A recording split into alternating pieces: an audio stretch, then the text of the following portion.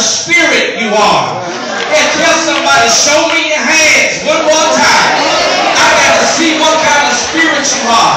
And if those hands are not lifted up, then maybe that person is a strange spirit. Help me somebody. Father, into your hands I commit my spirit. What kind of spirit do you have? What kind of spirit are you? Are you a worshiping spirit? Are you a praising spirit? Are you a true to God kind of spirit? What kind of spirit are you? You see, y'all, Jesus had a life. He had a spirit worthy to be kept. Do you have a spirit? Do you have a life that's worthy to be kept? Come on, you got to answer that question before you leave this place. You see, because I believe that when Jesus said, Father, into your hands I commit my spirit, he was saying, Father, I need to be kept. He was letting his Father know loud enough for us and for others to hear that he needed to be kept. Have you ever known that you needed to be kept before you entered into a situation that you've never been in before? When something in your life was about to go down, but you were not absolutely sure of everything that would happen when it went down.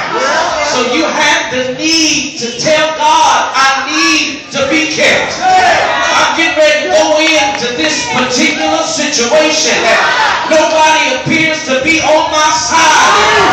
Y'all, they've been getting on my last nerve. I don't know how long I can take it. I need to be kept.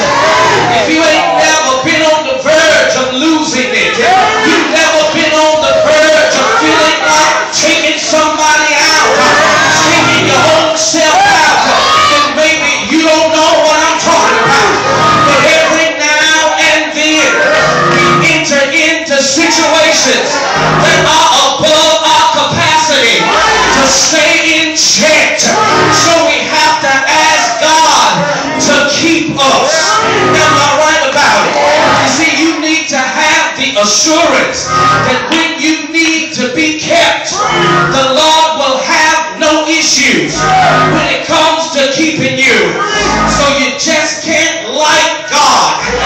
You got to friend God and allow him to have access to your whole profile. You hear what I said? You got to allow him access to your whole profile, because there will come a time in your life in which you need to be kept. Can I get a witness? It may be in a restaurant when they're taking too long to get your order. It may be standing in line at the grocery when they're taking too long to check you out.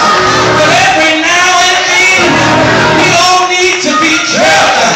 Can I get a witness? May I tell you some of the reasons Jesus needed to be kept, and then I'll get out of your way, because I'm for sure that you and I will run into some reasons where we need to be kept. You see, Jesus needed to be kept first of all because of where he was going. Did you hear what I said? He needed to be kept. Remember, Father, into your hands I commit my spirit. In other words, Father, I need to be kept because of where I'm going.